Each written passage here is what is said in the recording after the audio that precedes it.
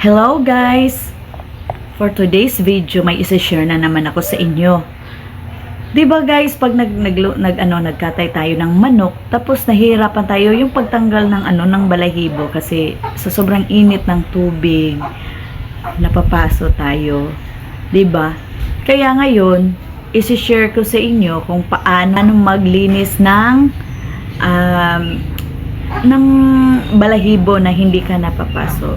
Kaya keep on watching. Tara, let's go.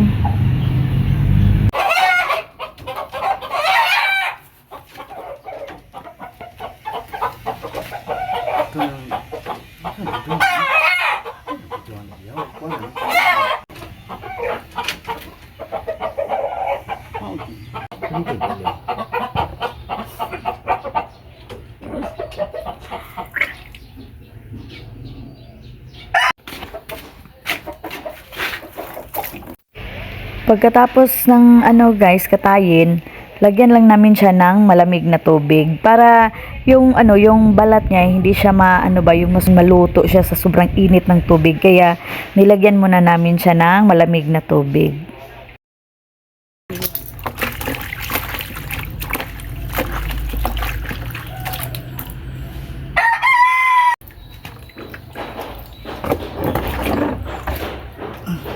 Sige.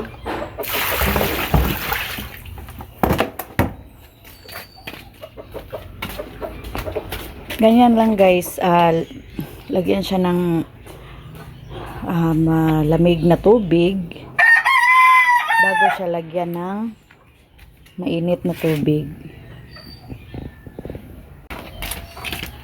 Ngayon guys, lagyan na ng mainit na tubig. Ayan. Ganyan lang. Tapos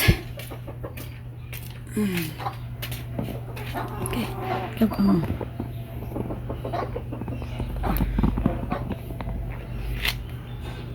anuhin mo muna natin guys para lahat yung mainit na tubig mapunta sa balahibo.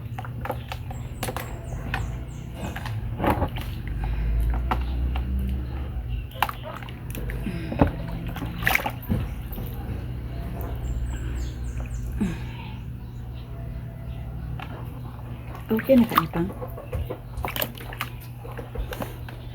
Pahugasan na si Justin dito na. Narakpan lagi niya.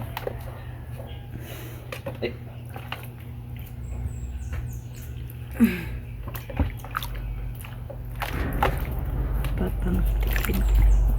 Okay na niya, no?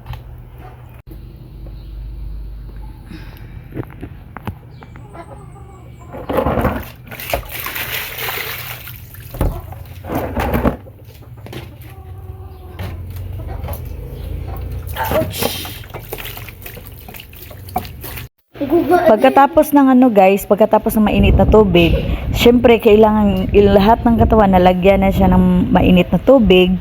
Tapos itapon yung mainit na tubig at lagyan ulit ng malamig na tubig. Ganyan lang para hindi siya mainit pag linis natin.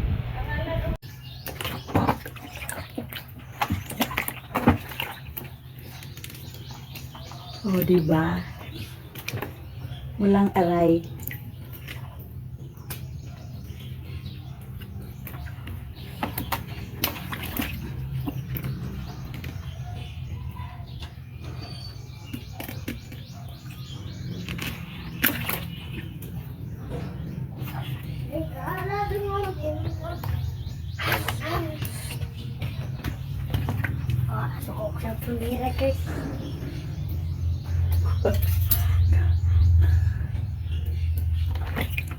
Diba guys, hindi tayo mainit.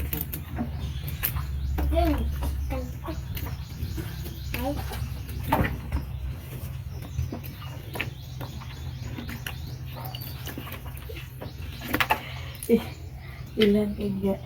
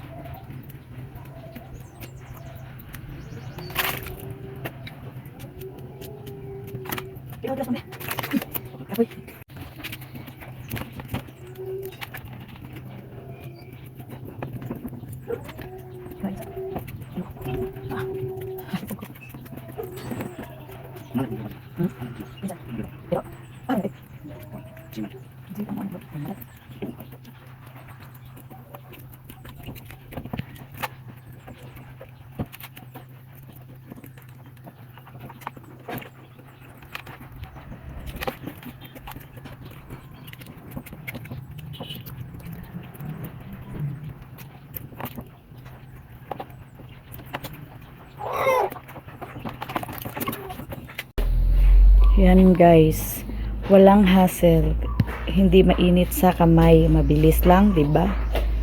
Kasi nilalagyan namin siya ng malamig na tubig pagkatapos ng mainit na tubig.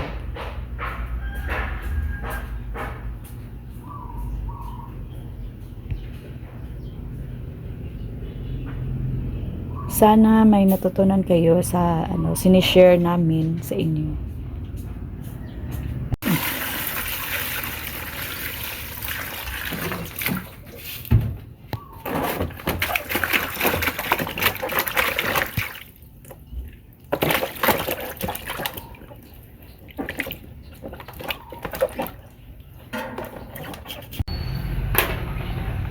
Sana po may napulot kayo or naintindihan niyo po yung sinishare ko sa inyo na video na tungkol sa paglinis ng balahibo ng manok.